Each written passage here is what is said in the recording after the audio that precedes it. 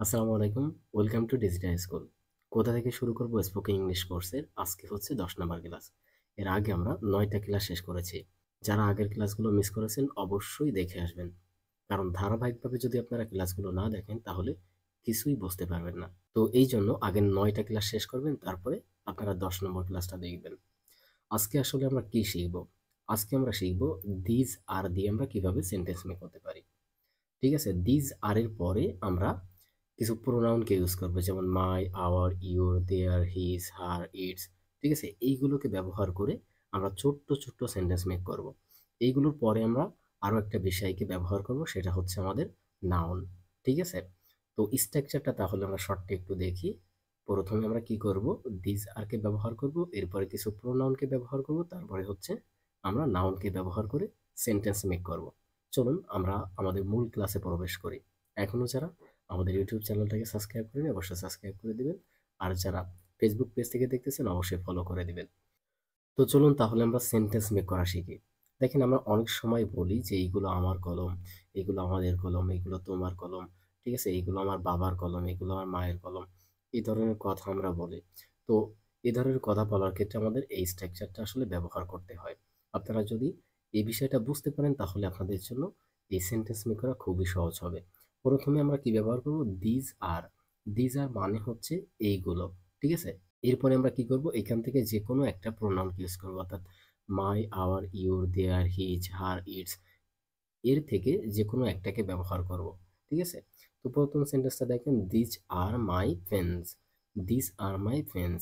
এইগুলো আমার কলম, এইগুলো আমার কলম। এখানে একটা বিষয় মনে রাখতে হবে, আমরা গত ক্লাসগুলোতে দেখেছি দিস আর মাই পেন্স, অর্থাৎ এই পেন্সের এখানে আমরা শুধুমাত্র পেন বলেছি। ঠিক আছে? কিন্তু আজকের ক্লাসে আমরা পেন্স বলতেছি, অর্থাৎ এর সাথে একটা এস আছে। এই এসটা কেন ব্যবহার করা হলো?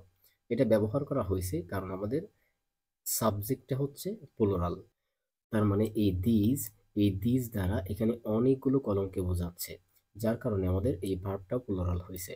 আমরা একেবারে প্রথম ক্লাসে কিন্তু শিখেছিলাম সাবজেক্ট প্লুরাল হলে আমাদের ভার্বটাও প্লুরাল বসে। দেখেন সেই ফর্মুলাটা কিন্তু এখানে কাজ করতেছে। ঠিক আছে? এই জন্য আমি বারবার বলতেছি আপনারা প্রথম ক্লাসগুলো দেখে আসবেন। তো তাহলে আমরা বুঝতে পারলাম যে যদি আমাদের সাবজেক্টটা প্লুরাল হয় সেক্ষেত্রে আমাদের ভার্বটাও প্লুরাল হয় এবং এরপরে নাউনটাও প্লুরাল হয়। এরপরে দেখেন দিস আর আওয়ার পেন্স। এইগুলো আমাদের কলম। এরপরে দেখেন this are your pens. This are your pens. এইগুলো তোমার কলম। This are your pens. এগুলো তোমাদের কলম। This are their pens.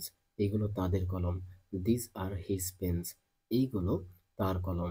This are her pens. এইগুলো তার কলম।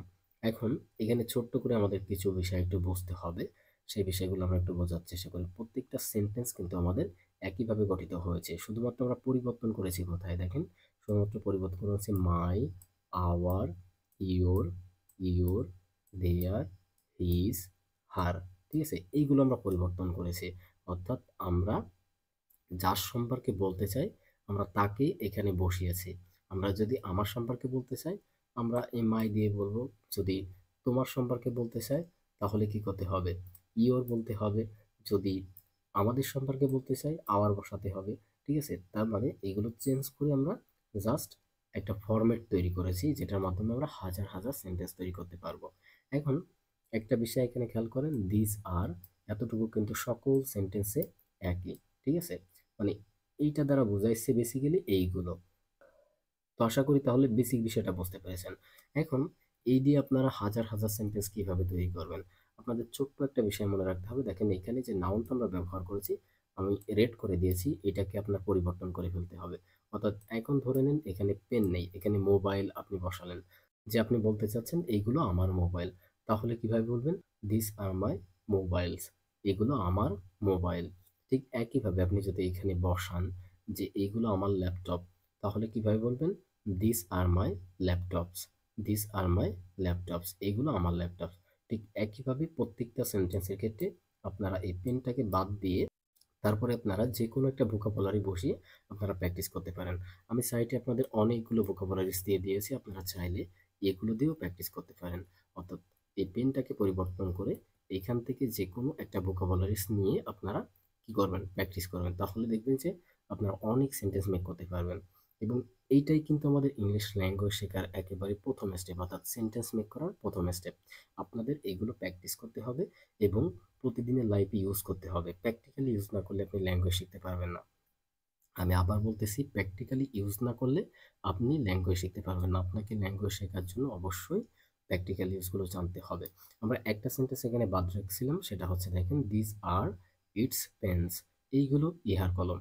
এটা আসলে কোনো সেন্টেন্সের ভিতরে পড়ে না, জাস্ট প্র্যাকটিস করার জন্য। ঠিক আছে?